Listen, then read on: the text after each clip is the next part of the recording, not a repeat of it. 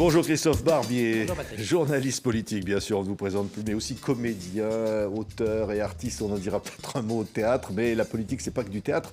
Ce qui est en train de se passer là, 5 ans après la crise des Gilets jaunes avec les paysans français, c'est la redite de nouvelles révoltes, vous dites c'est en quelque sorte l'ADN français, les gens doivent toujours se retrouver dans la rue quelque part à un moment donné. Ah oui, c'est incontestablement l'ADN français. On est un peuple qui fonctionne par coup de colère, par éruption volcanique, un volcan jamais éteint, souvent assoupi.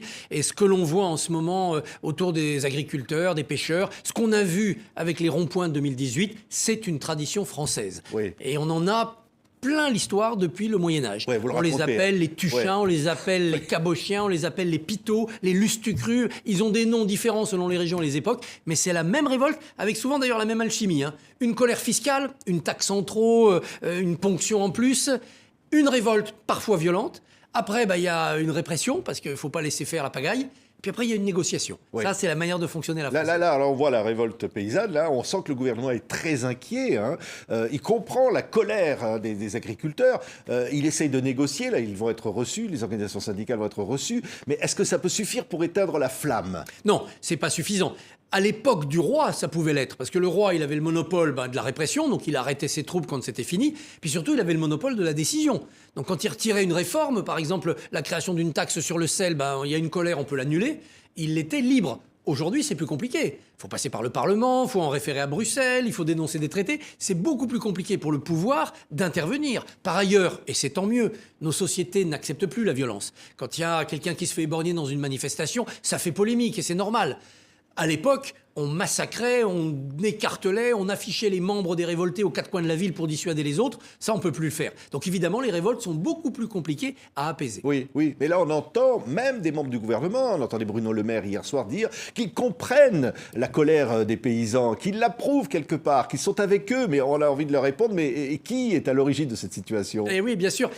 Le pouvoir qui comprend, c'est déjà un pouvoir qui essaye de canaliser la révolte. C'est-à-dire, on ne s'oppose pas à la rivière de la révolte, on essaye juste de la canaliser. De la canaliser vers quoi ? Vers des négociations, et le Premier ministre reçoit les syndicats, vers des discussions au Parlement, et on peut changer des lois, et puis vers cette grand-messe de l'agriculture, qui est le salon de l'agriculture. Et là, on sait qu'entre les politiques et le milieu agricole, c'est un grand moment de rencontre, et ça sera un grand moment de politique, puisqu'on a les élections européennes le 9 juin.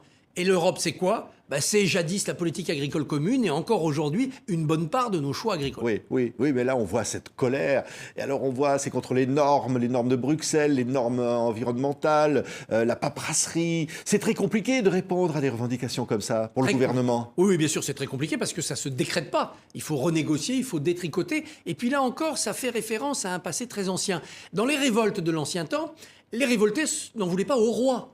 Ils en voulaient à la bureaucratie, comme on ne l'appelait pas encore à l'époque. Ils en voulaient à Colbert, sous Louis XIV, qui avait fait le papier timbré. Et donc, les bonnets rouges de Bretagne s'étaient révoltés en 1675, bien avant les bonnets rouges de 2013. Ils en voulaient aux fermiers généraux, qui collectaient l'impôt selon des règles obscures. Ils disaient au roi, mais aidez-nous, notre bon roi. Vous êtes mal conseillé, vous êtes mal relayé. On en veut à l'échelon intermédiaire, c'est-à-dire aux technocrates de l'époque. Oui, mais là, il y a à chaque fois l'étincelle qui peut mettre le feu aux poudres. L'étincelle, c'est dire un mot de trop, une loi de trop, et puis ça part. Un mot de trop, une déclaration malvenue, un peu d'arrogance du pouvoir, mais aussi ce qui frappe au portefeuille. Et on le voit avec l'électricité qui augmente. On l'a vu en 2018 avec la fameuse taxe sur le carburant. Elle était vertueuse, cette taxe. C'était pour la transition écologique. Mais les Gilets jaunes ne l'ont pas comprise ainsi. Ils ont bien vu que c'était pour eux du pouvoir d'achat en moins. Il y a toujours dans les révoltes françaises un petit élément monétaire. Tiens, en 1658, on crée le liard, une nouvelle monnaie.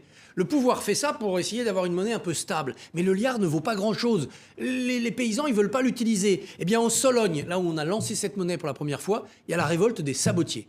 Eh bien, ça va laisser une expression. Quand on dit « oh, ça vaut pas un liard », ça veut dire que c'est de la monnaie dévaluée. Vous voyez, il y a toujours un aspect porte-monnaie dans les révoltes françaises. Oui, vous publiez « Peuple de colère » chez Fayard, Christophe Barbier. Et justement, vous racontez toutes ces colères. La fameuse phrase d'Emmanuel Macron, « le peuple de Gaulois réfractaires ». Il l'a dit, il le sait que c'est ça la France. Et il a raison. Depuis les Gaulois et surtout depuis le Moyen-Âge, nous sommes réfractaires aux évolutions, réfractaires aux réformes. Il ne faut pas le prendre comme un défaut, il faut le prendre comme une constituante de notre ADN. Voilà. Oui. Nous ne sommes pas des Scandinaves, nous ne sommes pas des peuples d'outre-Atlantique, nous sommes des Latins. Et depuis toujours, nous fonctionnons par réaction.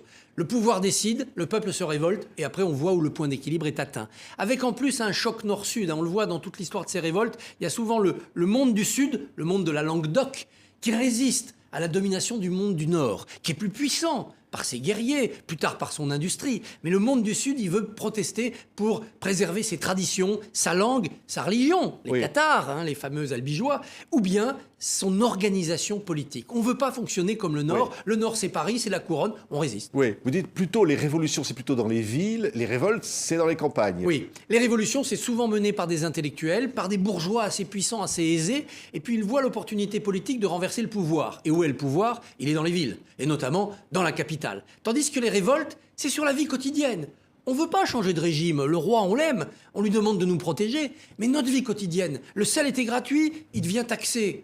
L'organisation des villages était ainsi, on nous oppose une autre organisation. Ça, c'est pas possible. Et donc les révoltes pour changer la vie quotidienne, c'est la ruralité. Par exemple, en 1839, près des Pyrénées, les bergers qui laissaient leurs moutons dans les sous-bois, il y avait des choses à grignoter. On leur dit c'est fini les moutons dans les sous-bois. Pourquoi? Parce qu'on veut ramasser le petit bois pour faire du charbon de bois. C'est le début de l'industrie sidérurgique. Il faut des hauts fourneaux avec du charbon de bois. Les bergers se révoltent. Ils se déguisent en femmes d'ailleurs. On l'appelle la révolte des demoiselles. Oui. Alors, il y a plein d'histoires évidemment. En fait, c'est souvent pour se révolter contre les élites qui décident à la place du peuple. Mais vous dites rarement pour demander à renverser le roi. On pourrait dire renverser Macron aujourd'hui. Exactement. C'est rare ces moments où on se dit mais en fait l'origine du problème, c'est pas les échelons intermédiaires, c'est pas les élites, c'est le roi. C'est rare. Ça arrive parfois. Parfois, le roi est contesté et puis ça s'arrête. En 1775, par exemple, le jeune Louis XVI, la fin de Louis XV et le début de Louis XVI, sur 10 années, on va libéraliser le commerce du blé. Ça se passe mal. Le blé devient plus cher parce que certains le gardent pour faire monter les cours.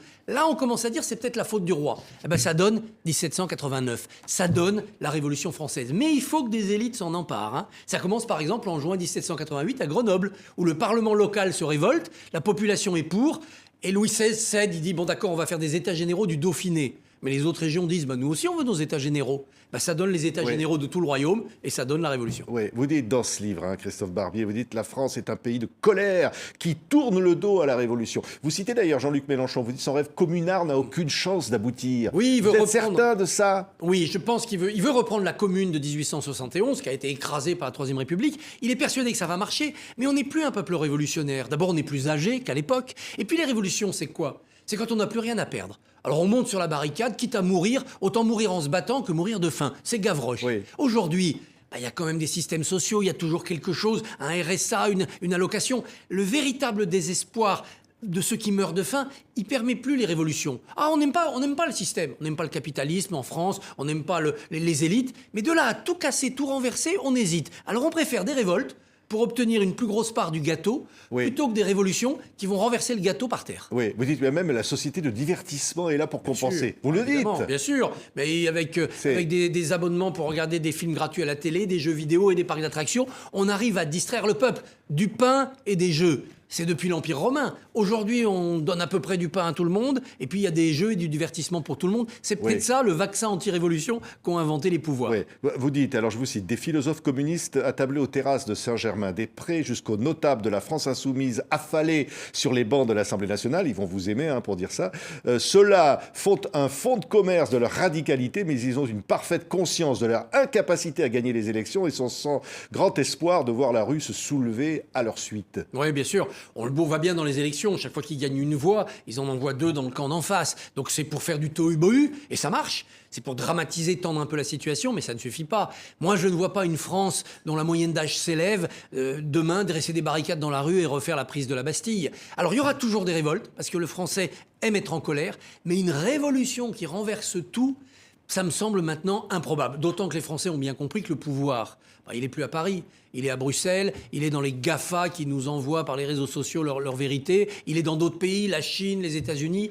On a peut-être aujourd'hui pris conscience que notre histoire n'était plus la grande histoire, mais qu'elle demeurait la petite histoire qui peut changer la vie quotidienne des gens. Et les bonnets rouges, en 2013, ils ont gagné, il n'y a plus d'écotaxe, il n'y a plus de portique. Et les gilets jaunes, ils ont obtenu des milliards. La révolte est toujours utile, elle peut gagner. La révolution est improbable. Oui, mais vous dites qu'il y a quand même des forces révolutionnaires. Vous les citez d'ailleurs, vous dites l'extrême gauche des Black Blocs et les ultras de l'écologie d'une part, et puis d'autre part l'islamisme politique radical. Mais vous dites aucun des deux ne peut finalement réussir cette révolution. En tout cas pas par les urnes. Et on voit bien que le jeu est un peu bloqué. Bien entendu, il y a des islamistes qui voudraient remplacer la loi de la République par la charia et qui pensent que Dieu est au-dessus de la loi.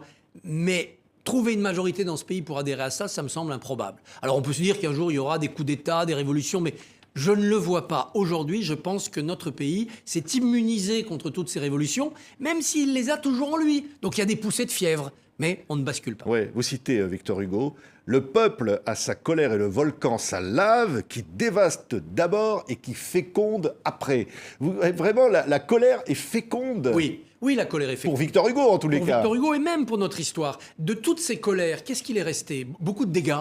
On rase les clochers des villages qui se sont révoltés, on tue des gens. C'est terrible. Et heureusement, aujourd'hui, on est plus exigeant du respect de la vie humaine. Mais il est resté aussi d'autres choses. La conquête de droits, le principe d'égalité, la conscience qu'il y a toujours des gens dont la situation est mauvaise dans ce pays et qu'ils ont le droit à la colère pour obtenir une amélioration. Oh, peut-être pas un renversement et tout le monde riche, mais quand même une amélioration. La colère, elle est féconde. Il faut faire en sorte qu'elle fasse le moins de dégâts humains possible, mais il faut toujours l'écouter parce qu'au départ, il y a une idée souvent légitime. Mais souvent aussi, cette colère, cette révolte, finalement, ceux qui allument le feu se brûlent eux-mêmes au feu qu'ils créent. Bien sûr, il y a un esprit sacrificiel dans la révolte. La plupart des leaders de révolte, ils y ont laissé leur peau dans les siècles passés, et même s'ils ont laissé un nom à l'histoire, leur vie a été abrégée. Et même, regardez, près de chez nous, plus près de nous, les Gilets jaunes, quel leader politique a surgi? Ils n'ont pas réussi à faire une force politique. Vous n'avez pas aujourd'hui un président de parti Gilets jaunes, un ministre Gilets jaunes, des députés Gilets jaunes.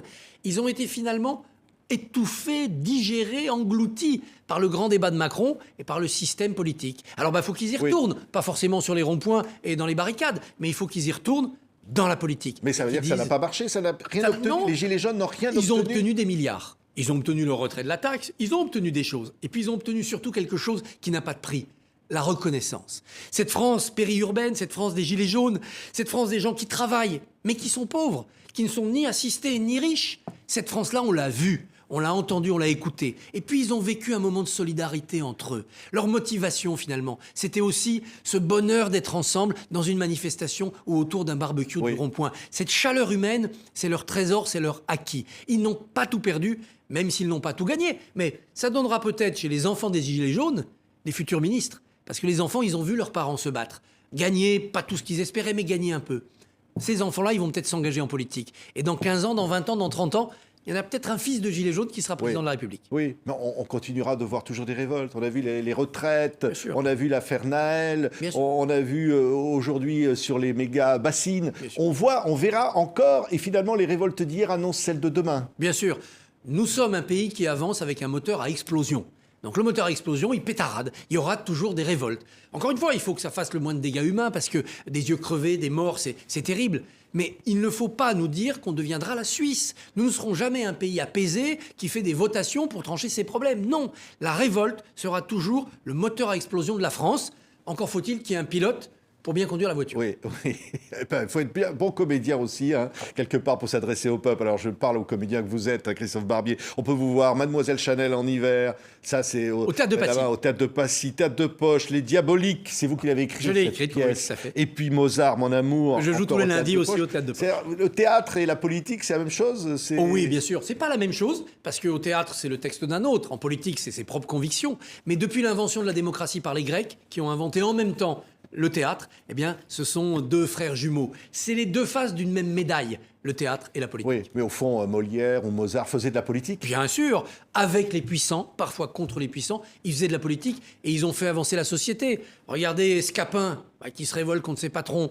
C'est le premier des révolutionnaires. Oui. Mozart aussi, quelque part? Mozart aussi. Alors lui a beaucoup plus souffert de sa relation aux puissants. Mais Mozart, quand il fait la flûte enchantée, c'est un opéra pour le peuple. Et il se sentait proche de ce peuple et il voulait en porter les aspirations à travers son génie. Un mot sur Mademoiselle Chanel avant de se quitter quand même, parce que cette pièce est incroyable. Hein. Et oui, Gabriel Chanel et Paul Morand, un écrivain, tous les deux en Suisse en 1946, parce qu'ils ont un peu collaboré avec l'ennemi. L'amant allemand de Chanel les rejoint. Il y a de la passion et il y a beaucoup de politique. Oui, alors courez donc au Théâtre de Passy, au Théâtre de Poche pour voir Christophe Barbier ou ses œuvres. Merci Christophe Barbier. Peuple de colère est publié aux éditions Fayard. C'est passionnant cette histoire-là. Merci d'avoir été avec nous. Merci à vous.